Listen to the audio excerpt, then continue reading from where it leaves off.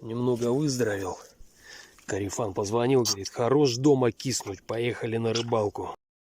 Второй такой уже поболя. На чебачок уже. Также на волосяную, на поп-ап. 3. Сейчас только одну отстрелил, кормушку матерился, перевязывал. Порыбачили. Ну и хорош. За собой все. Естественно, убираем. Ну вот он улов. Что тут у меня? 4 подвязка курям и 2 чебака мне на жареху.